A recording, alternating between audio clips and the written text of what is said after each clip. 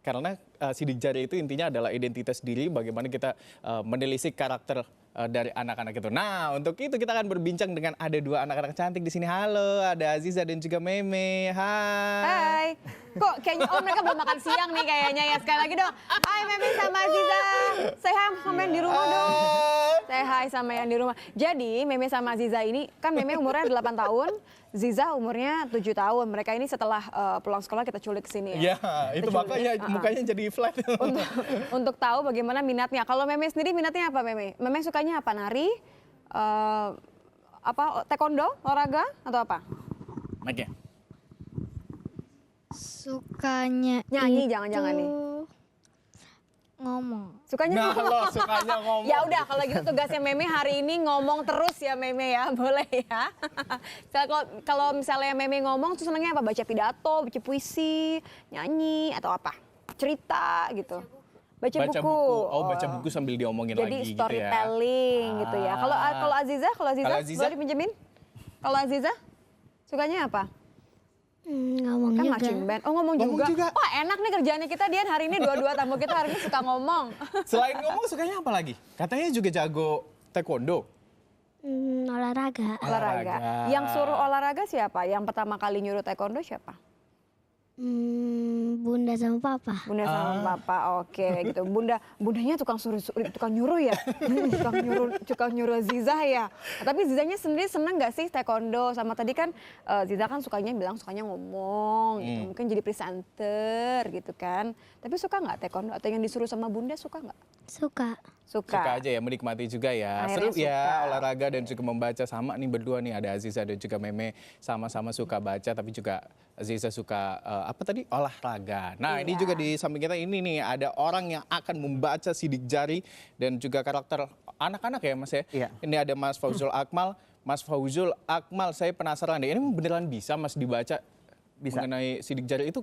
Bisa banget, karena kan sidik jari ini merupakan identitas seseorang juga, dan itu benar-benar nggak ada yang sama di dunia ini ya.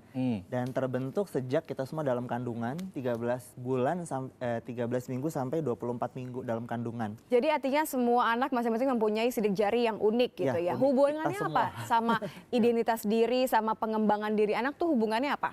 Jadi karena sebetulnya kan yang kita lihat adalah pola sidik jari itu kan identik sama struktur otak ya. Nah jadi Boleh kok taruh, waktu 13 minggu sampai 24 minggu otak manusia terbentuk, sidik jari mulai terbentuk. Ada pengaruh dari hormon EGF dan NGF namanya. Nah itu saat otak itu terbentuk, sidik jari juga terbentuk sempurna, kita lahir ke dunia udah ada blueprint tiap manusia. Coba tunjukin Meme sama Ziza sidik jarinya. Hanya jempol aja Jempol. atau gimana? Mau lihat? Cuma jempol. Tadi yang dianalisa ya, karena Meme sama Ziza kan sudah Tadi dianalisa. Sempat di ini kan, ya. Oke, Artinya jadi kalau caranya gimana Jadi di dimasukin? scan-nya seperti ini, misalkan ya saya ambil, Oke. nanti ada tampilannya muncul, ada pola-polanya. Ini kebetulan polanya pola whirl. Saya ambil jempol kanannya di pola pola whirl whirl. ya. Nah, kemudian Aziza juga coba jempol coba Ziza kanannya. pinter dipinjam ya. sebentar. Aziza langsung muncul ya. polanya double loop. Ada berapa kanan. banyak pola sih Pola sebenarnya itu, ini kan dia? pola seperti dasar ada 4. Jadi karena kita ngomongnya The whirl. sebetulnya ini kan otak manusia ya. Jadi kalau whirl ini dia mainnya di otak korteks atau otak yang berhubungan dengan rasional logika. Itu berarti? Anak-anak yang pola whirl seperti tadi kita udah ambil Meme ya. Meme? Itu kalau dia mau sesuatu dia harus mencapai. Jadi anak-anak seperti ini kita jangan lupa mereka tuh senang sebetulnya sama target. Jadi Persisten juga berarti orangnya? Ya, jadi kalau udah mau sesuatu mereka kejar. Nah untuk yang tipe seperti ini kalau terlalu lembut malah nggak masuk. Gitu. Oh gitu. Jadi, Coba Meme di rumah manggil apa? Mama, ibu, bunda, mamahnya di rumah galak apa baik? Terserah Meme mau nyanyi apa. Kadang-kadang galak, kadang-kadang baik. Oke, paling biasanya nyuruhnya yang paling sering diingetin sama mama kalau Meme ngapain? Belajar atau disuruh ikutan les? Beresin buku. Beresin buku. Coba contohin gimana kalau mama nyuruh Meme beresin buku gimana? Kalau misalnya lagi main, abis itu disuruh beresin buku. Meme beresin buku cepetan, nanti berantakan Bukan. gitu. Biasanya begini, beresin buku dulu Mei. Oh, gitu. lembut ya, beresin buku dulu, Terus Mei. nurut mau. Kadang-kadang mau, kadang-kadang nanti. Oh gitu. Meme lebih nurut kalau mama marah gitu. Jadi kayak Meme beresin buku atau Meme ayo dong sayang beresin buku. Kalau misalnya lembut. Kok misalnya lembut. Jadi memang nggak bisa dikerasin, cocok tadi sama yang Mas Akmal bilang gitu ya. Analisanya seperti apa? Kan supaya orang tua di rumah nih tahu. Paham, Kalau polanya kita sudah punya ya di sini digambar. Ya. Di bagian lain studio kita ini sudah ada. Ini kombinasi ya Ini polanya.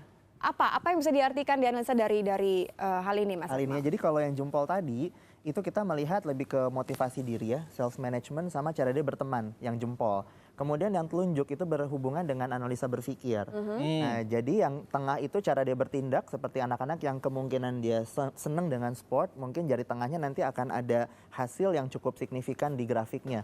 Dan yang di jari manisnya itu dalam kemampuan berkomunikasi anak, dan yang kelingking itu adaptasi seseorang. Oke. Jadi dengan adanya hal ini orang tua akan lebih mengerti, contoh nih yang namanya bakat itu mungkin bisa sama. Tapi seperti tadi, begitu dimotivasinya anak yang tipe whirl dengan tipe loop itu kita pukul rata, outputnya nggak akan sama. Jadi Oke. mamanya Meme kalau mau Meme nurutin harus tadi pakai cara yang halus. Ada Kalau teknik-teknik Ada tersendiri tekniknya, seperti itu ya. betul. Oke. Ada strateginya. Kadang-kadang kita bilang begini, oke, lu dilesin ya dengan guru ini bagus banget. Ternyata gurunya strict banget. Sedangkan anaknya tipe loop yang memang harus lembut kayak teman. Begitu dia paksa dan ternyata malah nggak jadi bagus, dia bilang mana lu bilang bagus, orang nggak cocok sama anak gue. Nah begitu dicek bener ternyata dia beda gitu anaknya. Akurasinya sendiri gimana Mas? Karena Fingerprintnya sendiri ya, jadi dia itu memang karena bawaan genetik manusia sama seperti golongan darah dan DNA menetap selamanya, berarti nggak mungkin berubah dong? nggak mungkin berubah. Jadi Oke.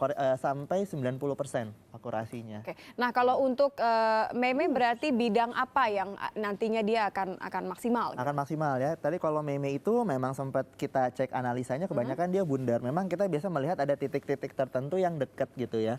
Nah titiknya itu saya lihat ada di telunjuk. Telunjuk tuh Oke. analisa berpikir lebih ke logika. Ya, jadi logika math-nya ya. Jadi siapa tahu nih Meme pinter ya matematikanya di sekolah ya? pengen hitungan, Biasa aja kata dia anak rendah hati.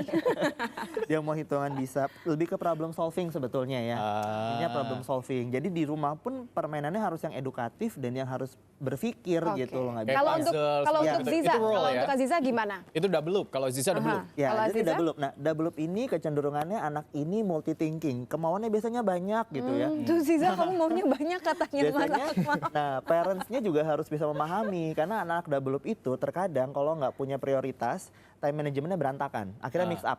Dia punya PR, dia kerjain yang harusnya dikumpulinnya minggu depan, dia kerjain sekarang. Yang dikumpulin besok belum selesai. Oh sebentar di closing dulu. Gitu nggak Ziza kalau ngerjain PR? Beberapa. Enggak ya? Kata dia Nah, nggak terima dia gitu. berarti udah bisa di manage sama orang tuanya. Karena kalau orang tua yang nggak paham, udah aja semua. Tapi kalau yang paham, yang mana dulu yang diselesaikan seperti itu. Jadi Sebetulnya mengetahui tipe anak. ya lebih ke manajemen waktunya kalau double loop yang kita harus Kalau benar-benar untuk kuat. tadi olahraga atau seni bisa dilacak juga, artinya dia akan Bisa. bagusnya di mana? Bisa seperti itu juga. Jadi karena tadi dia kebanyakan bundar, yang polanya whirl, double loop, memang sebenarnya anaknya tuh sangat realistis dan harus make sense apapun.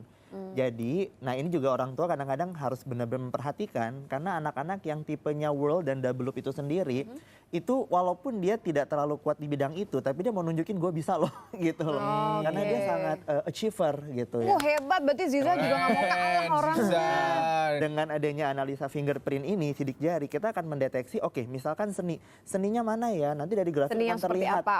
Apakah dia performing arts, apakah dia di Oke. musik, ataupun di visual Tapi ini gambar, kita nggak bisa gitu. ngelihat pakai mata telanjang kayak gini, emang harus ada Kalau analisis khusus sinarnya, gitu ya? sinarnya terang seperti ini sebetulnya kelihatan. Oke. Ada yang mau coba dilihat? Boleh. Abis ini kita ngantri. Tapi Ya, kalau boleh bicara sih. mengenai analisanya sudah, artinya kan orang tua juga harus dikasih tahu nih bagaimana mereka berkomunikasi dengan tepat yang Ya. anak, gitu kan, dengan caranya seperti apa.